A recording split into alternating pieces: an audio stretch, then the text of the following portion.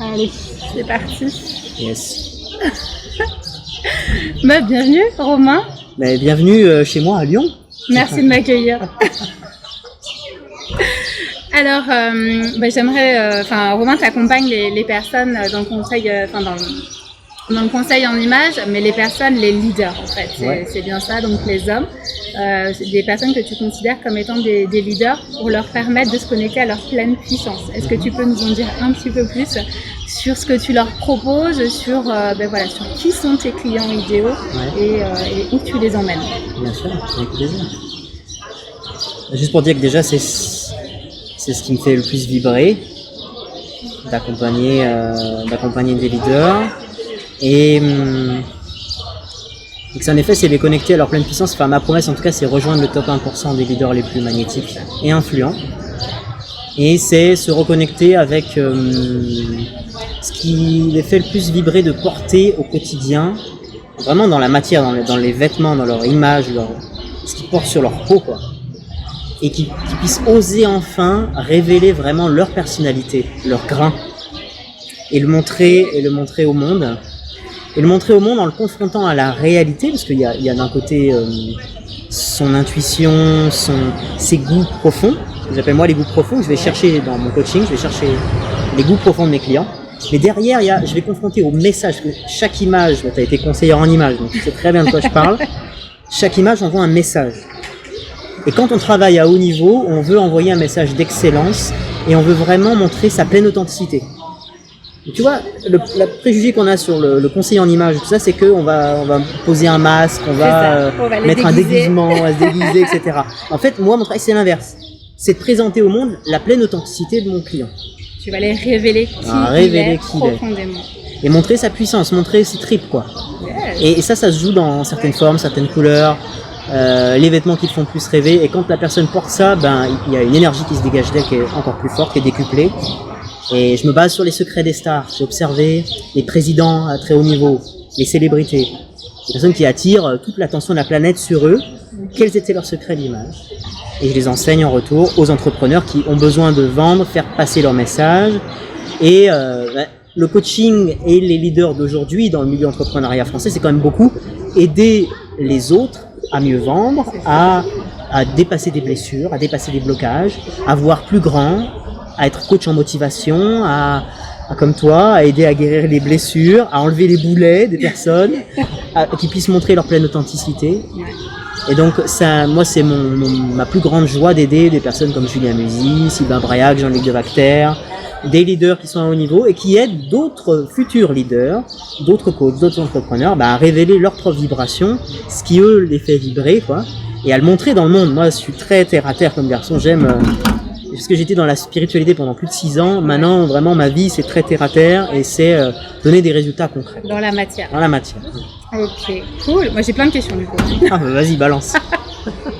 Alors déjà, tu accompagnes ces leaders à exprimer, à être magnétiques. Est-ce que tu peux nous expliquer ce que c'est pour toi être magnétique? Être magnétique, pour moi, c'est dégager une énergie. Son énergie, sa propre vibe, sa propre vibration, qui va du coup attirer les bonnes personnes pour soi. Et éventuellement aussi repousser et se protéger, comme un champ de force, aussi nous protéger des mauvaises personnes. Mais ça, c'est possible que si on développe ce que j'appelle moi l'aura, pas l'aura au sens ésotérique ou les différentes couches qu'on pourrait avoir au niveau énergétique, mais vraiment juste ce qu'on perçoit quand on rencontre quelqu'un. Ouais. Tu vois, tout à l'heure, on s'est rencontrés et je t'avais dit les premiers messages que tu m'as envoyés. Tout de suite, moi, je sentais ta vibe qui était très positive et tout de suite, c'était un oui. Je savais que j'avais envie de faire cette interview avec toi. Donc, dans le bouquin que je viens de publier qui s'appelle « Forger votre image authentique et magnétique », il y a tout un chapitre sur comment déployer son aura. Et pour moi, aura et magnétisme, c'est vraiment lié. C'est ce qui se dégage de soi.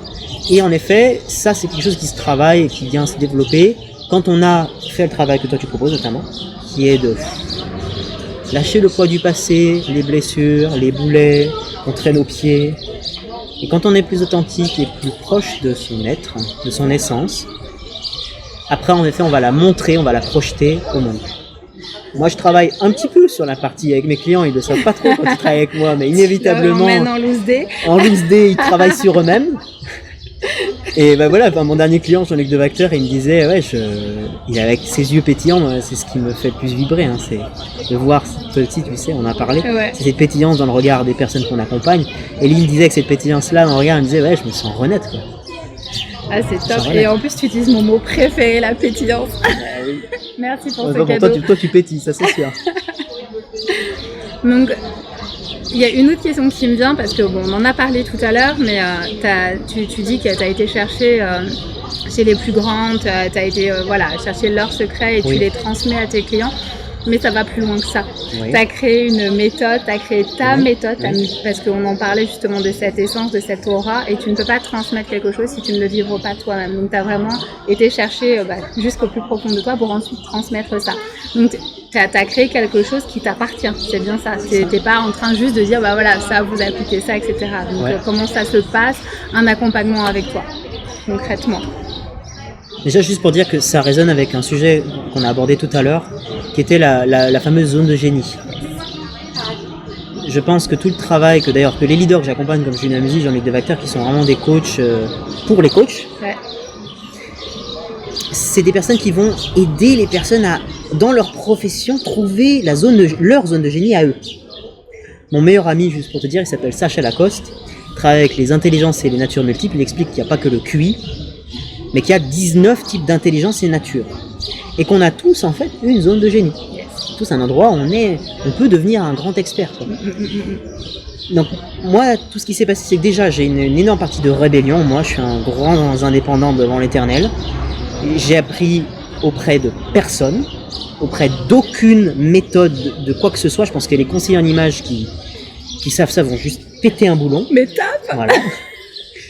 Et c'est ce qui fait qu'à l'heure d'aujourd'hui, ce que je propose, c'est complètement unique au monde et que je suis reconnu parce que mon mode d'apprentissage à moi, c'est de pas passer par une méthode. C'est le cas pour certaines personnes, attention, il y en a qui ont besoin de passer par une méthode et ils vont être aussi bons, mais en passant par une méthode. Que je suis un gros geek et que j'ai passé des années entières à regarder des vidéos sur le style, l'image, à regarder des articles de blog et à m'en gaver par milliers. Hein, y a quand même ça aussi qui joue, hein. Alors on peut éviter éventuellement l'étape où on s'enferme dans... Ça, c'est pas la meilleure étape, mais ça, c'est ma propre traversée des ondes, mais qui amène une partie de lumière aussi. Mais c'est ça, c'était ton chemin pour arriver à qui tu es. C'était ma partie de chemin pour arriver à là. Et il y a le fait que je me suis mis dans le grand bain d'aller rencontrer les hommes les plus élégants du monde, les plus stylés du monde, à Florence, en Italie, au Pitti Uomo, qui est l'événement de la mode internationale, vraiment plus sur le haut de gamme du vêtement masculin, qui rassemble les plus grands tailleurs, les plus grands influenceurs, les plus grandes marques qui sont présentes. Et j'ai réussi à accéder avec beaucoup d'audace, parce que j'avais un petit blog et que les blogueurs étaient acceptés, parce que c'est un événement fermé, et que j'ai réussi à accéder, et qu'avec mon petit selfie stick et mon petit micro-cravate, je suis allé interviewer comme ça les plus grands. Et je me suis rendu compte que j'avais une capacité en fait à télécharger la connaissance. Je pense que de toute façon, quand on est dans sa zone de génie, on fréquente des personnes ou des milieux qui rentrent en adéquation, en vibration, on va s'imprégner, on va télécharger en fait de la connaissance. C'est ça, oui, ça s'imprègne naturellement. En fait. On s'imprègne, on est comme des éponges. Encore plus si on est hypersensible comme toi et moi. Et de toute façon, chez les coachs, la plupart sont hypersensibles. Il y en a beaucoup. Beaucoup chez les bons, il y en a beaucoup. Chez les bons coachs, il y en a beaucoup. Mais c'est une des conditions pour être bon coach. Hein. Mais voilà, ça permet d'aller capter ce que l'autre ne voit pas, l'imperceptible, on le capte et c'est ça qui fait qu'on est bon, tout simplement, et qu'on a des résultats. Mais oui, donc je voulais quand même revenir sur cette intrusion à Florence quand même. Oui. Hein. Il faut énormément d'audace et je trouve ça juste génialissime d'arriver juste avec son petit micro, son téléphone, salut c'est moi. Enfin, c'est génial quand on voit où t'en es aujourd'hui. Comme quoi, là il y a vraiment un message fort pour moi, c'est mais oser en fait. Juste oser l'audace. Ouais. L'audace et oser arrêter de se raconter des histoires. On en parlait tout à l'heure, le bullshit. Ouais. Mais arrêter de se raconter des histoires et puis juste y aller, passer à l'action, quoi. Mais ça, c'est possible avec une vraie force que si on va toucher à sa vulnérabilité. Je pense qu'il y a beaucoup de coachs et dans l'entrepreneuriat aujourd'hui, on voit vraiment, allez-y, le côté vraiment forceps, forcé du truc, qui est très intéressant, qui a sa partie de sagesse, ok. Mais toi et moi, on est dans une autre approche plus subtil, qui est d'hypersensibilité et qui est de thérapie aussi. Complètement. Et d'anti-bullshit, parce qu'en fait, le vrai bullshit, c'est que on est venu sur cette planète avec des parents, on a vécu l'enfer pour en arriver là où on est aujourd'hui. Et tout le monde a vécu ça, tout le monde a vécu des grosses difficultés. Au moins, on est tous égaux là-dessus. C'est qu'effectivement, on a tous une histoire qui nous pèse, quelle que soit l'histoire, en fait. Et effectivement, on a tous la capacité aussi à le dépasser. Et du coup, c'est qu'une fois, selon moi, qu'on fait ce travail-là, qu'on rentre dans la vraie audace. L'audace qui est un peu sans les masques. Moi, j'en ai rencontré plein de personnes qui, en événement business, vont aller avec audace et tout, puis ils sont maladroits, et c'est bien, mais ils vont avoir des résultats pour ça, et c'est super chouette.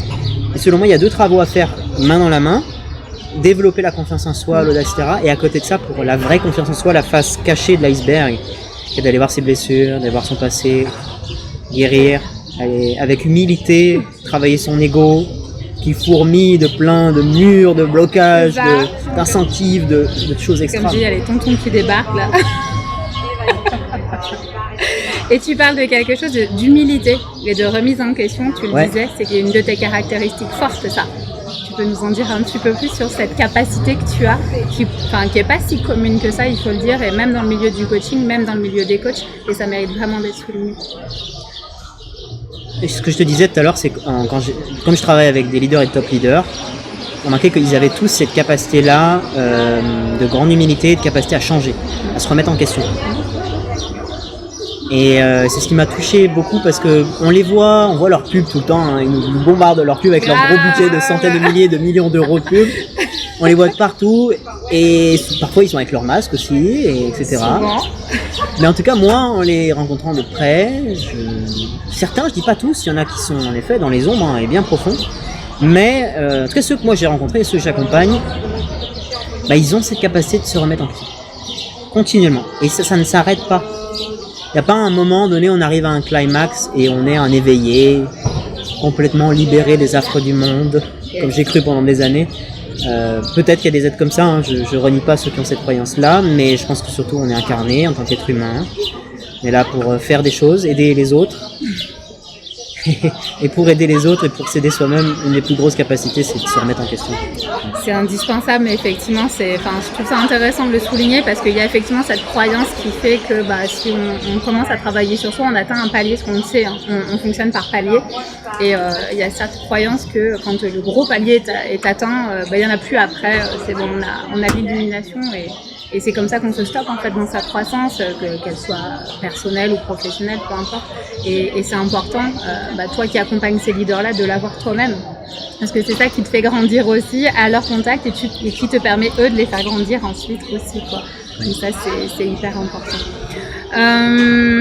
On a évoqué aussi un certain nombre de sujets tout à l'heure, comme la masculinité sacrée. Ouais. C'est quelque chose que j'aimerais aborder avec toi, parce que on parlait justement de ces masques que tes clients parfois portent encore. Et il y a un lien, et de vulnérabilité, et il y a un lien. En fait, tout ça, c'est intimement lié. Il y a cette espèce d'injonction un peu de la société à ne surtout pas complètement se dévoiler parce que sinon, on pourrait être attaquable. Et du coup, si on est vulnérable, potentiellement, on laisse la possibilité aux autres de nous faire du mal. Et donc, il y a vraiment une croyance là-dessus. Je sais que là-dessus, on partage la même opinion sur cette nécessité de se dévoiler, de dévoiler cette vulnérabilité. Mais où est-ce que, c'est quoi, toi, ton parcours pour justement aller t'autoriser à dévoiler cette vulnérabilité? Parce que sans ça, tu pourrais pas les accompagner, eux, à la dévoiler. C'est vrai. Je pense qu'en fait, le thème dont on est en train de parler là, c'est l'ego. Et c'est un thème qui me fascine. Pendant une période, je donnais une conférence par mois. Pendant 4 ans, j'ai arrêté de le faire. Et un des thèmes que j'adorais aborder, c'était l'ego. C'est génial. Et ce que je racontais à ce sujet-là à l'époque, et qui est toujours vrai pour moi aujourd'hui, c'est que l'ego, c'est une membrane qu'on a nous-mêmes créée, assez jeunes, pour se protéger des attaques du monde extérieur, des choses qui pouvaient nous blesser. Et cette membrane, si elle est trop rigide, les autres ne peuvent pas rentrer. On a peur qu'ils nous blessent. Et du coup, on vit notre vie à toujours se défendre un petit peu. Et on vit d'innombrables histoires complexes avec les autres. Ça n'empêche pas d'ailleurs de faire des résultats en attendant, de faire 10 millions pour certains. Non mais c'est vrai. C'est vrai. Mais on se rend compte que quand on commence à faire un travail sur son ego, par la thérapie, il existe des millions de voies. Ah oui. Il y a plein de voies subtiles, le fait de méditer, de parler à un ami, de lire certains livres sur le développement personnel, de travailler sur ces fameuses blessures, son ego, etc. On se rend compte qu'on peut rendre cette membrane un petit peu plus flexible. Et en fait, on se rend compte que c'est en touchant à ses propres émotions, ce que ça nous fait vivre les autres, le rapport aux autres, et le rapport à nous-mêmes, et qu'on se laisse un petit peu traverser, parce que les hommes ont un mal fou à faire, et toi tu les accompagnes, et tu sais à quel point c'est vrai. Ouais. Et cette capacité qu'un homme peut développer, de se laisser un peu traverser. Par contre, une fois que c'est fait, c'est génial. Et c'est là qu'on touche la vraie force. La vraie force, elle n'est pas dans le mur dur, elle est dans une membrane flexible. C'est la fameuse métaphore du roseau et du chêne. Hein. C'est ça. Voilà. Il vaut mieux, voilà, cette souplesse, mais l'image est jolie en fait, effectivement, de pouvoir s'autoriser cette souplesse et justement cette vulnérabilité. Il y a une série que je suis, que j'aime par-dessus tout, qui est Suits, avec Harvey Specter. Une série qui est très très connue, peut-être que tu l'as pas vue, elle va énormément t'intéresser parce que c'est dans le milieu des affaires new-yorkais, à très très haut niveau dans le business. Harvey Specter, c'est James Bond, quoi. Le mec, 3 pièces, cravate, nickel, le beau gosse absolu, baraque, fait de la boxe, enfin, le beau gosse ultime. Voilà. Tu vas adorer. Harvey Specter. Et Harvey Specter, en fait, c'est une série moi qui m'a énormément touché parce que au fur et à mesure de la série et des saisons, il commence à entrer en thérapie. On ne s'attend pas du tout d'ailleurs au début de la série. Il commence à rentrer en vraie thérapie avec une thérapeute. Et il commence son cœur s'ouvre, il s'ouvre à ses collègues et son propre business devient une famille. Et il traverse ses propres blessures, il voit ce qui s'était passé dans son enfance, son rapport avec sa mère qui était désastreux, avec son père, et guérit des choses. Et c'est une série incroyable à voir.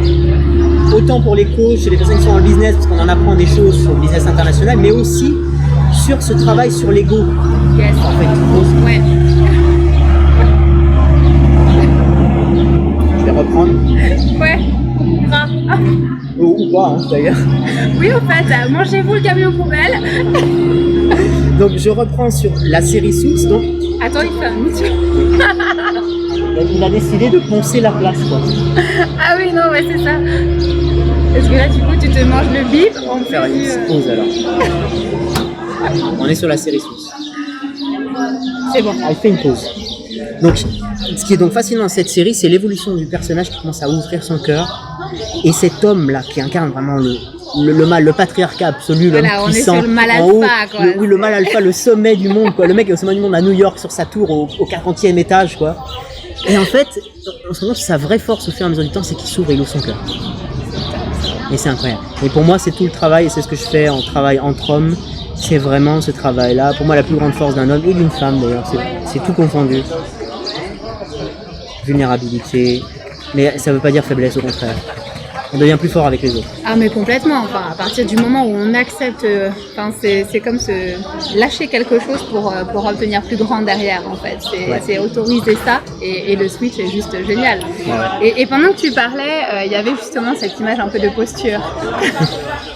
Abordons, oui. Parce que ça va de pair avec le vestimentaire, on ne peut pas porter un vêtement... moi je l'aborde en coaching inévitablement. Voilà, en étant bossu, voilà. Comment tu travailles ça, comment tu l'abordes, parce que j'imagine que c'est pas toujours évident. Tu es aussi avec des personnes qui ont déjà un statut, qui sont déjà, certainement aussi suivies, etc.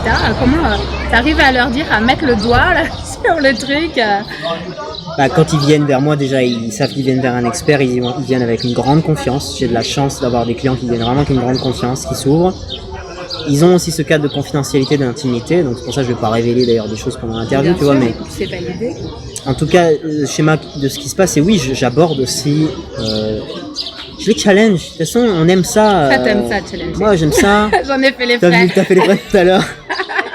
Moi, j'aime ça, challenger. De toute façon, c'est dans les 4 personnalités du disque. Moi, c'est le rouge ma dominante. Le rouge aime aller vite, il aime challenger, il aime trancher. Et inévitablement, les leaders avec qui je travaille, ils ont souvent du rouge. Beaucoup de rouge ou au moins un petit peu. Ouais, et puis tu mixes ça peut-être aussi avec les profils énéagrammes. Je sais que tu as un féru aussi. Ouais, j'aime beaucoup l'énéagramme. Pas quelque chose que j'aborde directement avec eux, mais s'ils sont intéressés, on peut en parler. En tout cas, c'est surtout le disque, parce que le disque est très intéressant au niveau de l'image. C'est pour ça que j'utilise cet outil-là. Il est très simple et très puissant et très efficace. Juste pour dire que En effet, au niveau de l'autorité internationale, tous les présidents, toutes les stars, etc. se font coacher sur comment ils se présentent à l'image. Et moi, du coup, c'est cette expertise-là que je donne aux entrepreneurs pour qu'ils vendent mieux, pour qu'ils se sentent bien et vibrer dans leurs vêtements 365 jours par an, toute l'année. Mais ce qu'on se rend pas compte, mais on les porte au moins 8 heures par jour, c'est certains vêtements. Et autant que ça fasse vibrer, quoi. C'est ça. Mais il n'y a pas que ça, il y a aussi comment nous, on est dedans. Donc, comment, en effet, le langage du corps. Donc, tout simplement, je les challenge, quoi. Moi, j'ose dire les choses, quoi. Je vois, j'observe avec bienveillance. Je dis, voilà, j'ai observé ça, est-ce que t'es OK que je t'en parle? Oui, OK, ben voilà. Bah écoute, j'ai observé ci, ça, ça et ça. Généralement, ils le prennent avec le sourire, on rigole un coup là-dessus. Ouais. Et après, on recale, je te dis, bah voilà, puis je leur fais faire aussi. C'est ça, tu rentres aussi dans la matière, ça reste pas du théorique, c'est vraiment c'est la pratique, de toute façon. C'est ça. Mais puis c'est vraiment ce que tu disais, enfin, on passe en fait du vêtement armure au vêtement qui révèle. Au vêtement membrane, flexible, qui rentre en lien avec les autres. Yes, et du coup, le pont avec la vulnérabilité est fait, c'est top. C'est ça. Très bien, merci. Tu parlais de groupe d'hommes tout à l'heure, que c'est des choses que tu animes, est-ce que tu as envie d'en parler, qu'on aborde un peu ce sujet? Moi, il y a une expérience au niveau thérapeutique, au niveau de mon travail personnel, qui a été fondatrice pour moi, ça a été avec le MKP. MKP, en gros, c'est une structure internationale de bénévoles, juste entre hommes. Et il existe la même structure, mais pour entre femmes. Et d'ailleurs, c'est aussi...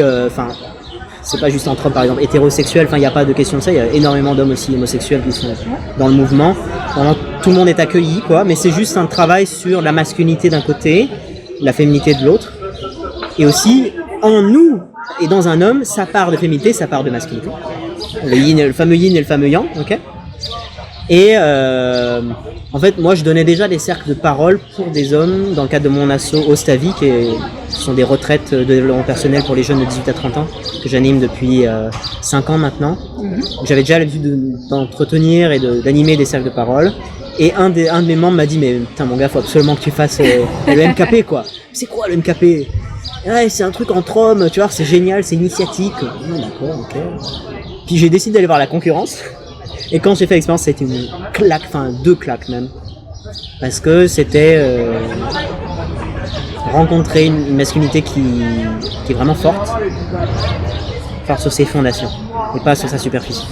C'est ça, on rentre vraiment dans le vif du sujet, dans cette masculinité qui te permet de grandir et non pas celle qui t'écrase en fait, comme on a encore beaucoup dans la société actuellement.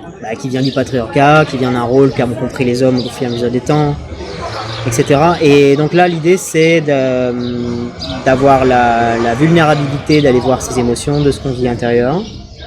Et tout un travail que moi j'adore qui s'appelle le travail d'intégrité. Je fais ce que je dis ce que je fais. Ouais, mais ça soulève ça paraît simple comme ça. C'est pas si évident que ça. Non, parce que ça soulève un point qu'on connaît très bien tous les deux, c'est la loyauté. Et les fidélités familiales, à partir du moment où on cherche à être intègre vis-à-vis de soi, ça sous-entend qu'on soit infidèle et déloyal vis-à-vis de nos schémas familiaux ou autres. Et là, ça peut être un peu... On pourrait le voir aussi comme ça. Moi, j'aime voir l'intégrité comme intégrité. Il y a vraiment il y a le tout, en fait. Il y a la notion du tout. C'est redevenir une entièreté vraiment pleine. Aller voir les parties de soi, les faire parler. Moi, chez moi, il y avait plein de parties qui avaient besoin de s'exprimer depuis des années. Et pendant ce week-end d'initiation MKP, il y avait des hommes de 60 balais qui étaient là. Moi, j'étais un des plus jeunes. Et des mecs de 60 balais qui allaient travailler sur leur enfance, qui l'ont jamais fait, quoi. Et qui allaient vraiment, parfois même pleurer et s'ouvrir dans un cadre de bienveillance, un cadre sécure. Pour lâcher des poids en fait qui se traînaient depuis toujours en fait. Et ça c'est génial, et tu as dit le mot magique, hein, la sécurité, cet espace de sécurité, je pense que c'est vraiment ce dont les hommes ont besoin, mais que ce soit tes clients, quel que soit leur niveau de réussite, hein, de toute façon, il y a on le dit en coaching, mais c'est encore plus vrai sur la population masculine parce qu'ils n'ont pas forcément appris à se laisser sécuriser, on va dire. Et c'est hyper important d'avoir de ce cadre-là dans lequel ils puissent s'exprimer et être vulnérables sans jugement, sans peur du jugement, en fait, tout simplement. Là, l'homme, quelque part, un peu, si on le prend brut comme ça, de ce qu'il a appris de la société, hein, c'est pas juste l'homme, hein, c'est pas juste le yang, c'est de ce qu'il a appris de la société, c'est moi je pleure pas, les garçons pleurent pas, je suis un bonhomme. Dans les rapports dès l'adolescence, c'est très difficile. Les femmes ont leur propre challenge. Chez les hommes, c'est quand même beaucoup des challenges des rapports de force, en fait. Et de qui domine l'autre. Ouais. C'est très violent. Il y a beaucoup d'hommes qui vont tomber à l'heure d'aujourd'hui, à l'heure de l'écran. Beaucoup d'hommes qui vont se réfugier dans l'écran et vont disparaître dedans. C'est beaucoup plus facile pour eux d'aller se confronter aux autres. C'est une fuite, ouais. Il y a une énorme fuite comme ça. Et moi, ce que j'ai appris, c'est qu'en fait, je pouvais aller me confronter, mais en bienveillance. Je pouvais me mettre face à face avec un homme qui me fait vivre des trucs qui me rend fou, mais que je pouvais lui exprimer dans un cadre sécure, tout ce que je pouvais ressentir, et que je pouvais voir à quel point aussi il me faisait miroir, cet homme-là. C'est ça. Qu'est-ce qui réveillait chez toi qui avait besoin d'être oui, c'est ça quand même souvent. Hein. Ah mais c'est tout le temps ça. De toute façon, à partir du moment où il y a une réaction, ou si on génère une réaction chez l'autre, c'est que voilà, il y a quelque chose à aller chercher, à aller creuser. Ça se passe toujours comme ça, c'est évident. Et tu parlais des hommes et des femmes et un peu des challenges qu'ils ont, notamment à l'adolescence et de cette société. Mais on est aussi dans une société qui bouge et où les femmes essayent de reprendre une place, mais elles ont aussi leur part de responsabilité dans ce flottement dans lequel les hommes se trouvent, parce que ils se retrouvent face à des injonctions qu'ils connaissent bien, hein, donc qu'on évoquait tout à l'heure, comme le patriarcat, sois fort, etc. Mais à côté, on leur demande cette vulnérabilité, mais en leur demandant dans le même temps d'être forts et pas vulnérables. Et du coup, ils sont complètement doublement perdus en fait. Et la femme, je trouve, en toute bienveillance, hein, mais a sa part de responsabilité dans ce marasme aujourd'hui. Manque de repères. C'est une amie qui s'appelle Bettina de Pau, qui est une intervenante, une philosophe, qui a beaucoup d'expérience derrière elle, qui est aussi psychologue et qui a beaucoup travaillé sur le masculin-féminin, le patriarcat. Et elle explique ça tellement bien. Voilà, allez voir Bettina de Pau si ça vous intéresse. Je l'ai beaucoup fait intervenir à Oustavi. Je connais bien cette thématique et les hommes ont beaucoup manqué de repères. Hein. On a beaucoup le schéma qui est revenu ces dernières décennies du père assez absent quand même, qui gérait la vie familiale, et la femme qui a été quand même beaucoup à la maison, qui s'est occupée des enfants. Alors ce schéma est en train d'être complètement détruit et restructuré, mais il y a quand même beaucoup ça qui est résiduel et du coup, père absent. Manque de repères. Ouais, tout à fait. Mais il est remanié le schéma, mais pas forcément encore. On n'est pas encore. Est-ce qu'on sera un jour au top? On n'est pas encore dans quelque chose d'équilibré. Mais voilà, clair. On n'est pas encore dans l'équilibre. Il y a encore du chemin à faire, parce qu'il y a justement les repères. Les femmes doivent les prendre, mais pour elles, et non pas revendiquer des choses comme un droit ou quoi que ce soit. Il faut qu'elles se reconnectent à elles.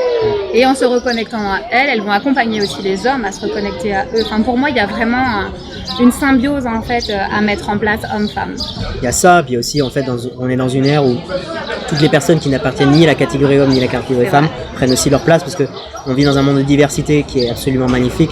Et ce que j'aime bien dans notre époque, c'est que ces diversités commencent à monter et on commence à les accueillir avec un peu plus de bienveillance. Un petit peu plus, un peu plus accepté. Donc pour moi, c'est plus en fait une question de polarité de yin et yang. C'est vrai. En nous.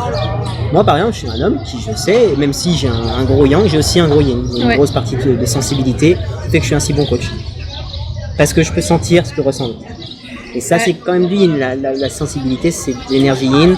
La capacité aussi à recevoir.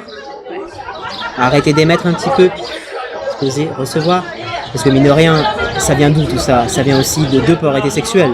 Un sexe masculin, un sexe féminin, un qui vient vers l'intérieur, un qui va vers l'extérieur, et les deux qui peuvent s'unir pour donner la vie. Il y a aussi ça qui joue. Et on voit donc deux polarités. C'est quelque part, le monde est aussi assez simple sur certains aspects. Hein. Ah, mais complètement. Mais si on parlait que de ces polarités, finalement, j'ai envie de dire que tout serait tellement plus simple. Limite, c'est comme s'il fallait commencer à éduquer sur non pas le genre, parce que aujourd'hui on parle de genre, de non-genré ou de genre, et si on parlait juste de yin et de yang, d'équilibre, de cet équilibre ou pas, est-ce qu'il y a vraiment besoin d'un équilibre, mais de dosage, en fait, de féminin et de masculin, et de se reconnaître dans ce dosage, et puis juste de s'accepter tel que l'on est. Tu parlais d'un yin développé chez toi en tant qu'homme. Il y a des femmes qui ont un yang qui est très fort aussi, ce qui va leur permettre de passer plus facilement à l'action aussi que d'autres femmes. On en voit beaucoup dans l'entrepreneuriat, bien sûr. Complètement, bien sûr. Et toi, ton yang, c'est aussi ce qui te permet d'aller de l'avant, tout en mixant. Donc, c'est un équilibre parfait pour toi, mais parce que tu as su le reconnaître, en fait. Et je pense que la clé, elle est là. C'est reconnaître ce dosage qu'on a à l'intérieur de nous et l'accepter, en fait. C'est l'acceptation, en fait, de soi-même. C'est ça. à chercher à se changer. Donc vous allez vous faire accompagner par cette dame. Vraiment. Alors après, l'étape d'après, en gros ce qu'on disait, la première étape on débloque, on vire les gros nœuds, les plus gros nœuds et après on va exprimer sa puissance et son magnétisme avec Romain. C'est ça. Combo parfait. On a un bon combo tous les deux. Est-ce qu'il y a d'autres sujets que tu as envie qu'on aborde? Écoute, je pense que c'est dense la matière qu'on a là. J'imagine qu'il va y avoir du débat en commentaire et c'est bienvenu. Mais j'espère. On espère, on sera là. Moi, je serai là pour y répondre. Ah, en mais tout pareil. cas, avec plaisir. Avec grand plaisir. Et peut-être que déjà, si vous avez des questions, en fait, peut-être, je ne sais pas si vous êtes encore là à cette partie de la vidéo, si vous avez suivi. Oui. Et si vous êtes encore là, que vous avez des questions, en fait, n'hésitez pas en dessous de la vidéo, comme ça, on pourra y répondre. De son conjointe, ouais, top. Bon, merci beaucoup pour cet accueil chaleureux, pour ce partage. C'était un grand moment. Mais ouais, c'était chouette. Vraiment, merci d'être venu jusqu'à Lyon pour cette rencontre. Vraiment, c'était top. Et juste pour dire un mot aussi sur toi, parce c'était beaucoup centré sur moi, mais moi, ce qui m'a touché de ce que tu m'as partagé sur ce que tu fais, c'est que déjà, tu as trouvé vraiment ton axe. Je pense qu'on est deux coachs qui ont bien trouvé l'endroit où ils peuvent apporter le maximum. Et qu'on vit dans une époque où les égos ont besoin de lâcher un peu du lest et d'aller oser voir ce qui se passe, ce qui se joue dans leur passé, dans les gros poids, les gros boulets qui traînent encore d'aujourd'hui. Et il y a beaucoup de leaders qui ont besoin de faire ce travail-là. On se l'est dit tout à l'heure, il y a développement personnel, c'est bien gentil, mais développement sur ses blessures, et c'est pas que développement là, c'est guérison. C'est guérison, ouais. On est dans la thérapie plus que dans le coaching, là, presque. Il y a vraiment besoin. Et selon moi, l'humanité va commencer à vraiment rayonner quand il y a de plus en plus d'êtres humains qui ont fait la phase de guérison. Ouais. C'est la clé du rayonnement et puis pour grandir, tout simplement, c'est la base. Ouais. Des bases stables pour pouvoir grandir. Oui, et rayonner, exactement. Top, merci Romain. Mais je t'en prie, merci à vous.